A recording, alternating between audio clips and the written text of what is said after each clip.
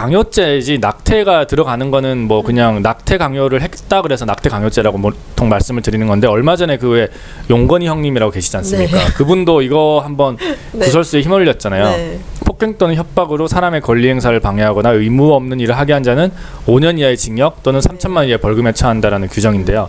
이게 사실 우리나라에서는 그렇게 크게 좀 주목을 못 받는 그런 조항인데 이게 이제는 시대가 바뀔 겁니다. 네. 뭐 안녕하십니까, 서초동 사랑꾼 최한결의 변호사입니다. 명재법률 팀장입니다. 네, 178화 낙태를 강요하는 분들이 있는 것 같아요. 네. 이게 뭐 물론 이제 부정행위를 하신 분들인 것 같은데 이거랑 관련된 내용이 너무 많고 사실 지금도 하나 또 진행하고 있는 사건이 있습니다. 이거 사연 한번 읽어주시죠. 네, 사연 읽겠습니다. 네, 안녕하세요 변호사님. 저는 30대 여성입니다. 저는 3년 전부터 만난 남자가 있습니다. 편의상 A라고 칭하겠습니다. 그 A는 동호회에서 처음 알게 되었고 그 뒤로 몇 번 만남을 가지고 사귀는 사이가 되었습니다.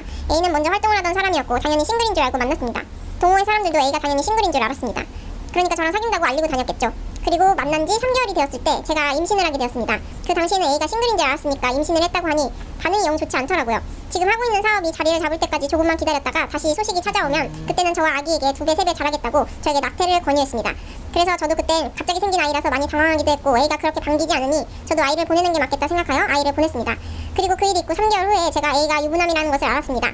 A가 일하는 곳이 제가 살고 있는 근처라 반동거 형식으로 같이 살고 있었는데 제가 수상한 행동을 하는 A가 미심쩍어 휴대폰을 몰래 훔쳐봤습니다. 그때 유부남인 것을 들키게 됐고 들킨 이후에는 자신이 와이프와 사이가 좋지 않아 이혼 예정이 있고 저와 다시 결혼까지 생각하기에 이 관계를 지키고 싶다고 했습니다.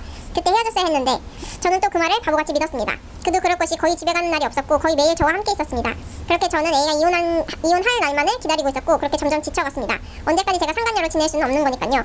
그러다가 한 달 전쯤에 제가 임신을 하게 되었고 저는 A에게 더 이상은 못 기다리겠다, 빨리 정리해라 라고 했더니 이번에도 또다시 낙태를 권유했습니다. 그렇게 며칠을 저와 아이 문제로 실랑이를 벌이다가 어제 저녁에는 저도 오기가 생겨 이번엔 낳겠다, 안 그러면 너희 와이프에게 알리겠다라고 했고 그 과정에서 서로 고성이 오갔고 A는 너가 안 주면 내가 없애고 너도 죽으라면서 저를 마구잡이로 폭행했습니다. 저는 경찰에 신고를 하고 집을 나와 아는 지인의 집으로 왔고 A의 이중적인 모습에 충격을 받아 모든 연락을 차단한 상태입니다.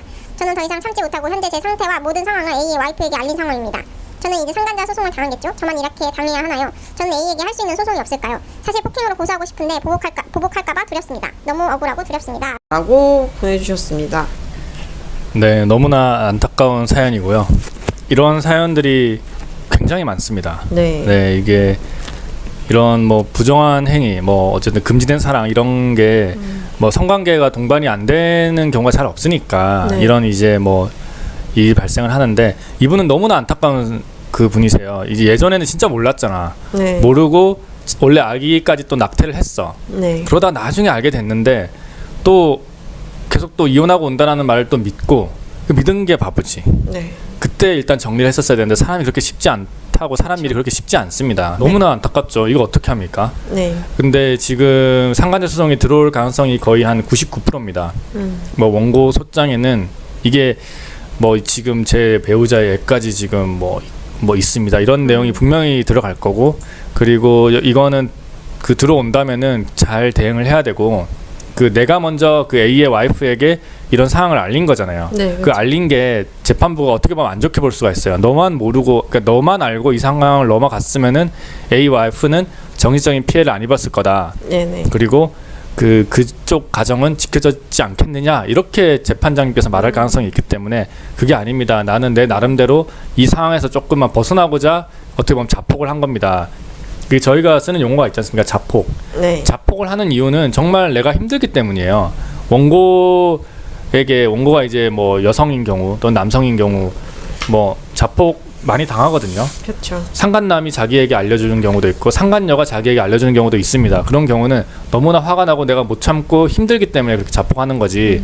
그런 그 내가 진짜 원고 너 한번 뭐 대봐라 이러면서 자폭하는 경우는 그게 드물어요. 네. 그래서 이런 걸 잘 재판장님께 말씀을 드려야 되는 거고, 그리고 이제 유책성을 조금 좀 낮추려면은 그 나쁜 A가 초반에 미혼이라고 속였다라는 그런 증거들, 또 주변인들의 진술을 좀 확보를 해놔야 돼요. 네네. 뭐 사실하게 썼으면 제일 좋겠지만 그게 없으면은 뭐 전화라도 해가지고, 그때 우리 동호회에서 그 오빠 있잖아. 그 오빠 우리한테 미혼이라 그랬지, 자기 그냥 뭐 결혼도 안 했다 그랬잖아. 이렇게 하면 맞아 그 오빠 되게 멋있던데 뭐 이런 내용들 좀 녹취를 해놔야 되고요. 그리고 지금 제일 중요한 거는 나를 낙태를 강요하고 있는 거거든요. 이거는 나에게 그 의무 없는 일을 하게 하는 거예요. 이걸로 일단 고소를 해야 됩니다. 제가 또 형법 제 324조 제가 여기 한번 찾아놨는데요. 네. 이게 낙태 강요죄예요. 이게 강요죄이지 낙태가 들어가는 거는 뭐 그냥 낙태 강요를 했다 그래서 낙태 강요죄라고 보통 말씀을 드리는 건데, 얼마 전에 그 왜 용건이 형님이라고 계시지 않습니까? 네. 그분도 이거 한번 네. 구설수에 휘말렸잖아요. 네. 폭행 또는 협박으로 사람의 권리 행사를 방해하거나 의무 없는 일을 하게 한 자는 5년 이하의 징역 또는 3천만 원 이하의 벌금에 처한다라는 규정인데요. 이게 사실 우리나라에서는 그렇게 크게 좀 주목을 못 받는 그런 조항인데 이게 이제는 시대가 바뀔 겁니다. 네. 뭐 낙태를 하라라고 하는 것도 강요예요. 왜냐하면은 그 아이의 엄마인데 아이 엄마에게 너 애를 지워라라고 하는 거는 의무 없는 일을 하게 하는 거고 폭행 또는 협박인 거거든요. 그렇죠. 그리고 지금 제가 지금 하고 있는 사건 중에는 원고, 그러니까 여자가 자기 남편의 애를 가진 어떤 피고에게 상간자 소송도 걸고 너 애 지워라고 계속 협박하고 있는 사건입니다. 그 사건이 하나 있는데 그것도 다 강요죄로 지금 고소를 해놓은 상태거든요.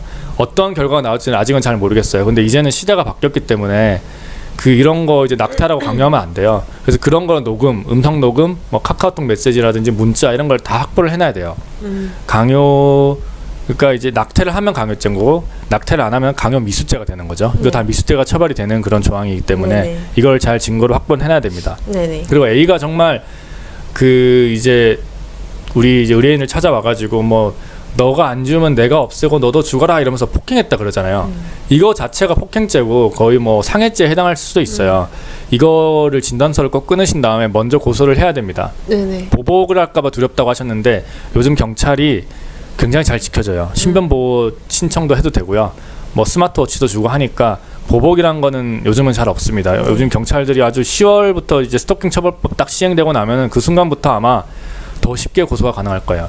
오는 순간 신고하면은 바로 와가지고 현행범으로 잡아갑니다. 네. 네, 너무 걱정하지 마시고 이제 원고가 어떤 증거를 가지고 있는지 잘 모르겠지만 일단은 피고와의 전화를 녹취했다라고 가정을 할 때 피고가 인정한 부분이 있으니까 그 정도는 내가 돈을 좀 물어줘야 될 겁니다. 근데 그래도 그거에 대해서 절반은 이제 원고 배우자 그 A한테 청구를 해야겠죠. 구상권 청구까지 나중에 들어가서 나의 피해를 최소화시켜야 됩니다. 이런 거 할 때 혼자 하는 건 너무나 힘들죠. 네, 무조건 변호사가 있어야 될 것 같고요. 네네. 뭐 저를 곧 선임하지 않을까 싶네요. 네.